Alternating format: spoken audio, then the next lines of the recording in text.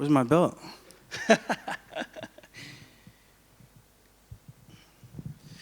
Until these guys decide to pay, they will be slayed. Well, Aljamain, right here, front. What's up? I feel like we've been talking about this fight for a long time, but now that it's only a few days removed, what are the emotions now that you're about to fight TJ Dillashaw in co-main event here in Abu Dhabi? I'm excited, man. Great opportunity to fight a guy who's been a mainstay in the division, who's done a ton of work, beat a lot of people up, and who people regards as one of the best bantamweights of all time. So for me to go out there and take out a guy like TJ, I think that puts me up there with the conversation. Well, he was in here, and he said he actually considers himself already to just be the greatest bantamweight of all time. So I'm curious how you would rate his skill set overall now compared to your past opponents. Rate his skill set? I mean, he had a 5-round war with the guy I finished in under 2 minutes, you know? So no disrespect to Sandhagen. Sandhagen obviously evolved and kept getting better. And you see TJ, I don't know if he's the same TJ of old who had that crazy run. And that's just being honest. But I still think he's talented. He's tough. He showed that he's durable, showed that he won't quit. And I think it's going to be a good fight. And I just can't wait to just put my hands on the guy and actually see what he's all about. Well, he was in here, and he said he actually thinks, in his words, that you have a quit button, and that's what he wants to find in there. So what's your response to that? Show me a fight where I quit. Show me one fight where I quit, where I said, hey, I'm going to pack it in, turn over, and go home. Hey, ref, I'm going to cover up and pretend I can't defend myself a fight anymore because I'm tired. I'm just going to just roll over and wait for the ref to save me, then get up and go, what happened? What happened? What? I was still fighting. Like, what fight have I ever done that? You know, so he's just, I don't know. For him to go out and say he's the greatest bantamweight of all time right now, that just shows his arrogance, which is exactly what I talk about. And I can't wait to just bring him a little bit of humble pie. And you're also in a unique position where usually if a champion wins, there's a debate over who gets the next shot. But Dana White came out and said that the winner of the Jan O'Malley fight will fight the winner of your fight against TJ. So what do you make of that matchup, and who do you see moving on?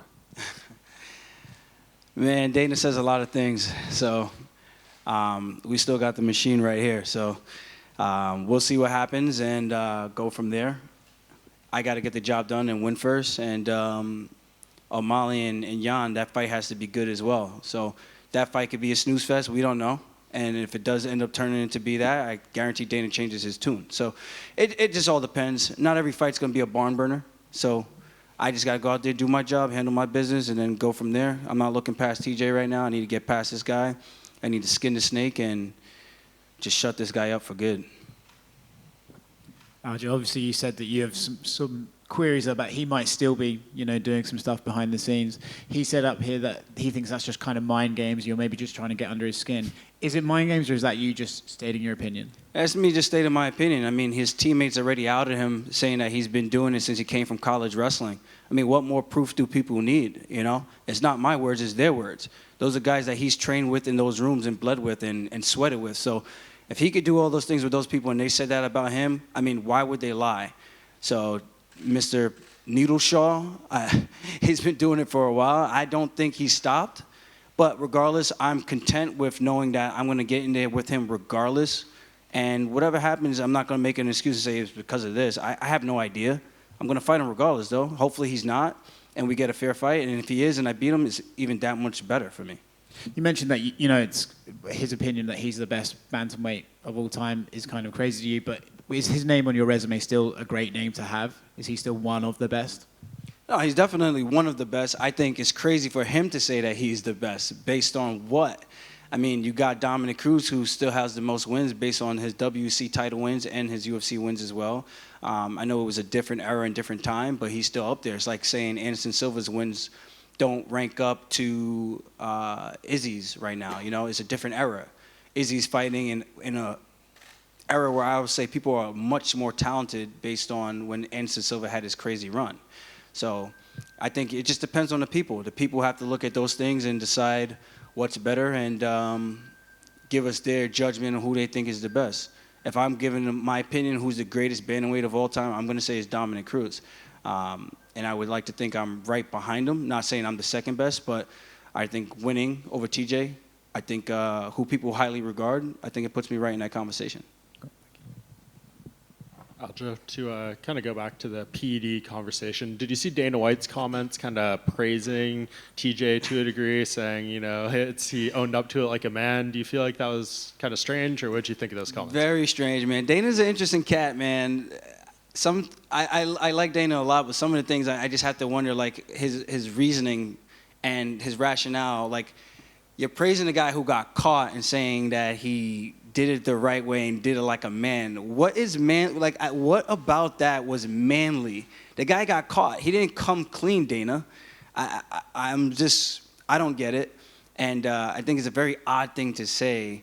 Like, who else? There's been so many people who've popped, and a lot of them have been like real, like legitimate, like tainted stuff. And I don't get it. Like, what makes this situation more like a man versus anybody else? I really don't understand. Unless you got caught red-handed, you cheated. It's like having the needle in your hand, knowing you're about to do it, and you're like, no, I didn't.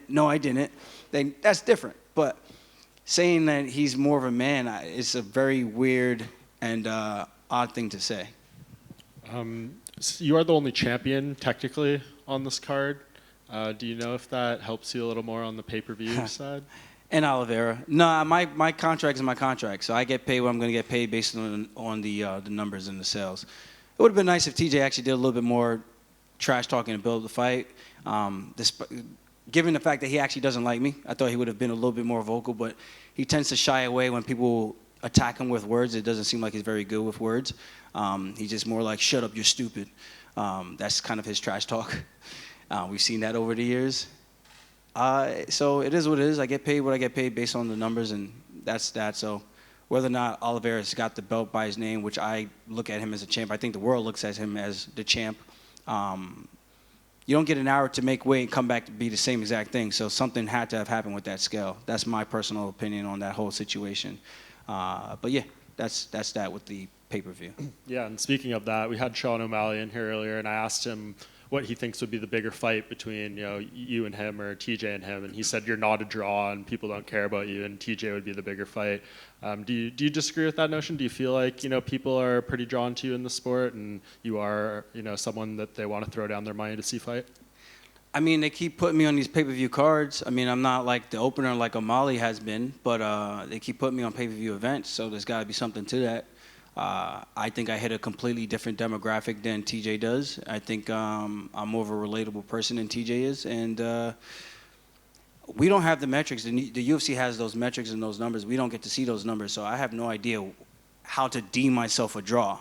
What are we basing that off of? We don't get pay-per-view cuts every single fight, so I don't know what O'Malley's getting that information from. I guess he's looking at his TikToks and things like that, and thinks that, like, just because you get 1 million TikTok views doesn't mean you're going to get $1 million. It doesn't quite work like that. It works on who's actually going to come out of their pocket and put money up to actually see you compete. So I like Sean, though. Sugar Tits is okay. Do you think he is the biggest opponent for you in terms of like a sellable fight right now, or what do you think is, like, if you look at the entire landscape of the sport, who do you think is the biggest possible fight for you? Honestly, I'm not even looking that far ahead. I really haven't. Like, this is like really, this week has been the first time I've really been thinking about it. I really just want to smash TJ Dillashaw, and that's really it. Just envisioning different ways I get that guy out of that, get him out of the octagon, and a couple of different setups and traps that I got. Hopefully, he falls into one of them, and then from there I could start thinking about the winner of Jan and O'Malley, Cheeto, and everybody else, or if I'm going to stay at 35 or go up to 145. So there's a lot of different things that are spinning in my head right now, but the main focus, or should I say, a lot of things that are possible for me right now, but the main focus is just getting the win, man. Do you think this will be the most satisfying victory of your career? Maybe a better question to ask after, or is it hard to beat the last one? After the way the title came, the time off, the injury, all the hate, is it going to be hard to beat that last fight with Piotr in terms of satisfaction? Yeah, that was a very satisfying win, beating Mr. Piotr. But this one will be satisfying as well for different reasons. I'm a very simple man. I don't like, I don't know. I like nice things. You know, you win fights, good things happen. You make more money, you get more notoriety. I like a simple life in terms of like, I don't need the cameras and all that stuff in my face and to have people bowing down and giving me things. Like, I'm a simple man. I treat myself the same way I treat everybody else, and I wish everyone did the same thing and treat everybody like just people. So for me, just going out there and getting the win is just all about adding to the legacy. It's not about anything else. And for me, it's just going to be like the evil Kermit in my head laughing as I'm whooping his ass. So that's what I think about. Aljamain here. We've all seen your video with Jan when you shake your hands. Does it mean that your beef is now over? I win and he wins, that beef is right back where it was before. I guarantee it. But I don't think it's like we hate each other. I think it's just two competitive guys, and when one guy doesn't want to back down, or should I say neither guy wants to back down, I think you have an issue. You from there you gotta solve it. So how do you see his fight with O'Malley playing out? I don't know, man. It's going to be a very technical fight. I think if Jan decides to just make it a straight-up kickboxing fight, it could be a very difficult fight for him with the range, the height disadvantage, the reach, and I think the footwork. I think footwork frustrates Jan a bit. But if he could go out there and make it a gritty fight, chop down the legs, attack the body of O'Malley, O'Malley can move his head and do all that crazy movement all he wants, but your body won't go nowhere. It's going to be right there. So Jan's got his keys to victory, so does O'Malley. It just depends on who's going to go out there and fight the smarter fight. And it's not a 5-round fight, it's a 3-round fight. So I think that honestly favors O'Malley. But we'll see if Jan, who's notoriously a slower starter, he started fast with me in the last fight, and it backfired on him. I don't know. It's going to be a very interesting fight. It's 3 rounds. We'll see who implements the game plan better. So you're now fighting at the same card with him. Do you have it somewhere back in your mind, you know, you might have to fight him at this card? Because we've seen a lot of crazy things happening, you know, people not making weight here and there, you know, people get shuffled throughout the card. Yeah. Yeah, I don't think TJ's going to miss weight, though. So I don't see anything crazy like that happening. But there's definitely going to be a trilogy. It's a fight people want to see. Some people think I'm 2-0. Some people say I'm 0-2. And some people think it's 1-1. So we're going to give the fans what they want at some point in our careers. And we'll see what happens. Thank you. Aljamain, just over here. In terms of your last fight, the build-up for that was quite mentally exhausting with all the proving the doubters wrong and all the trolls, and just it was a long time and you had to come back and perform the way you did. Does that make preparation for this fight a little bit easier because you don't have to go through that mental side of things perhaps? Nah, I mean, it's all the same. For me, that was just noise.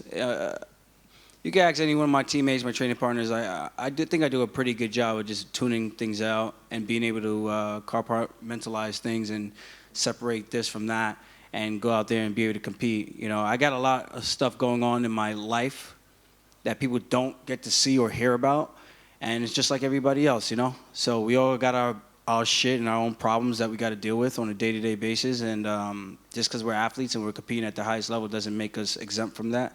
So gonna be hard to shake me, and I don't think the preparation, I think the preparation is kind of, I don't say similar, but it's just another fight camp. Just make sure you're getting better. Look at the tools that your opponent's going to bring.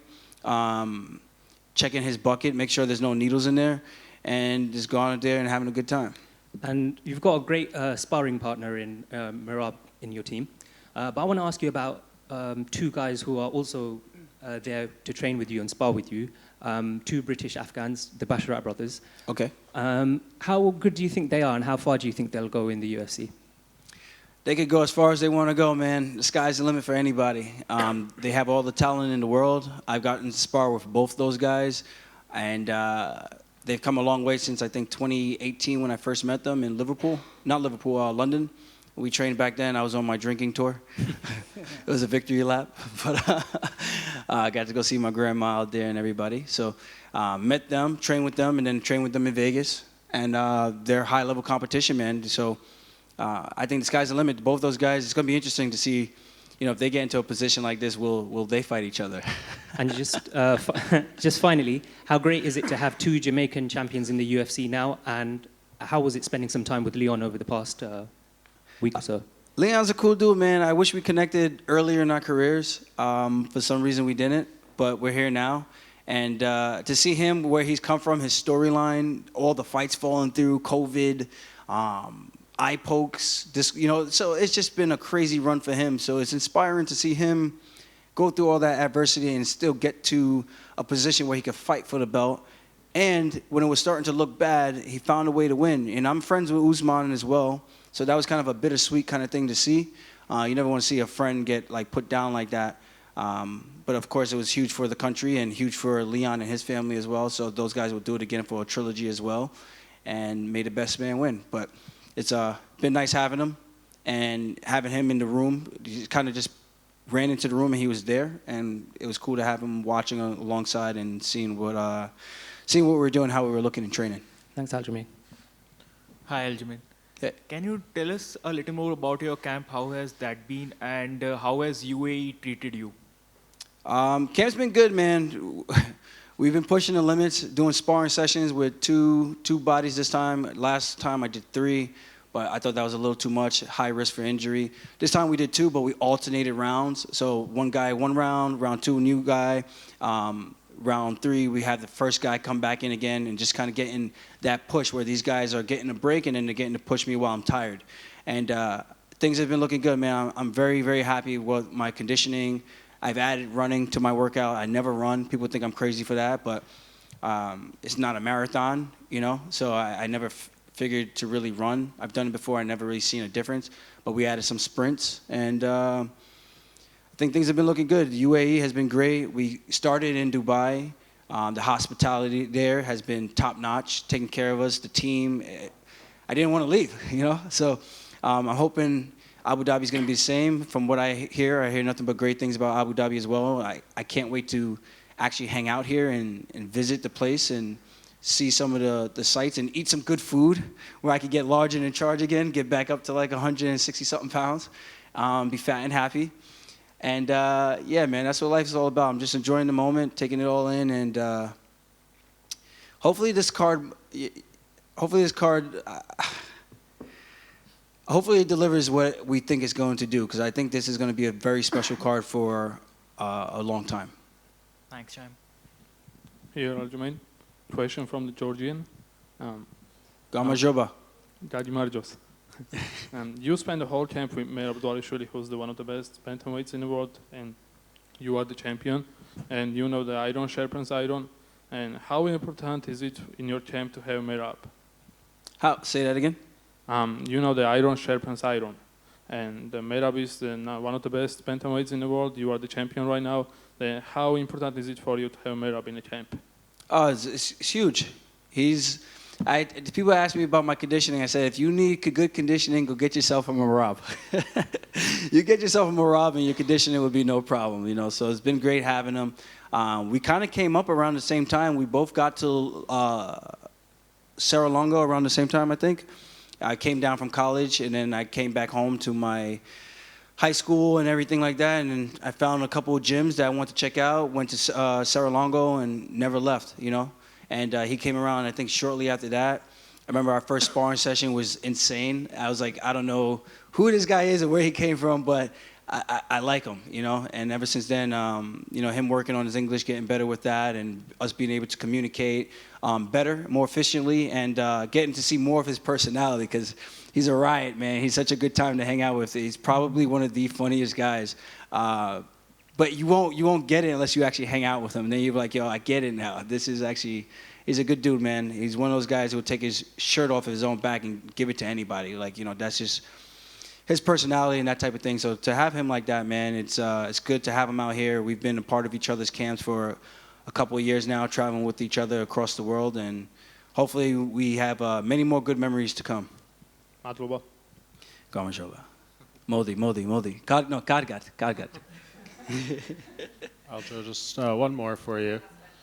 Earlier this week, on the heels of the Andrew Tate photos, a lot of Twitter backlash, things like that. Is there anything you want to clarify when it comes to that front, as far as anything you tweeted or the interpretation, anything like that? I just wanted to give you the opportunity. Yeah, so I quote tweeted somebody that said what everybody else was saying, that they were coming down on me for it. And I was agreeing with the tweet. And I said, you're right. I 100% agree with you that Andrew Tate should not ever say that it's the responsibility of a victim. So people that were coming at me were completely wrong, and I was trying to explain that you misread the tweet, and then it would show me the same tweet. I'm like, you're not understanding what I'm saying. You are misreading the tweet because I'm quoting and I'm agreeing. I am on your side. I have 14 plus sisters, you know. I love my mom. I would never tell my mom if anything like that happened to them that it's your fault. That's just the craziest thing to ever say to anybody. That's like if you're in the hood and you're walking down a nice neighborhood or something and you're a person of color and you get shot because you have a hoodie on, that I'm telling you is your fault because you're walking down the street. Like, that doesn't even make any sense. Why would I ever blame the victim? No, it's the person that's not taking the time to understand, you know? So the clarity on that is I never victim blamed anybody. I think that's just the craziest thing to even make an assumption like that. And if you don't understand what I said, ask me to clarify. Don't start jumping the gun and start throwing labels and shit like that. I think people are really crazy. And I think that's the problem with the world today. We're so quick to condemn people instead of actually giving each other a chance to reason and analyze what people are saying versus assuming and just making a judgment and being completely wrong. That's just the world that we live in today. I don't think it's going to change anytime soon. And with that said, hopefully TJ Dillashaw moves the needle this weekend at UFC 280. Just a quick follow-up on that. Your response to when people say, oh, why don't you just stick to sport rather than, you know, preaching or saying give people a chance on social media, because you just mentioned they're quick to jump to conclusions. And yes. That's the unfortunate world that we live in. So your response to people who, you know, might just, given the platform that you have, people who say just stick to sport, what's your response? You know, for us to be athletes and people admire us and things like that, or look up to us, we're role models, this, that, and the third, or they want us to sponsor or endorse us, why have us do all that and then try to tell us we can't have an opinion? You know, are we not people too? You know what I mean? So you don't have to agree with everything that I say, but you can respect it. I don't have to agree with everything you say, but I can respect it. I can respect your choice. It's your body, your choice. You want to do things that you want to do the way you want to do it. I'm not going to tell you that you're wrong. And I think that's the issue. And if you're trying to tell athletes that we shouldn't interact or we shouldn't give opinions on things, then what kind of world would that be? That would be so boring, like, especially for us. Like, imagine me telling you you should have no opinion on sport, which a lot of people, they do, and they've never even done the sport. And when they say stuff, I'm like just listening like, dude, this is madness. Like, what are you even talking about? You know, so it goes both ways. You can't tell us we can't have an opinion on the life that we actually live day in and day out, and then you can have an opinion on what we're doing and that you have no experience or credentials whatsoever. So I'm going to always keep being me. Ain't no one ever going to tell me to shut up and shut up and dribble, shut up and just fight. I'm going to be opinionated. I'm going to express myself. You can like it. You can hate it.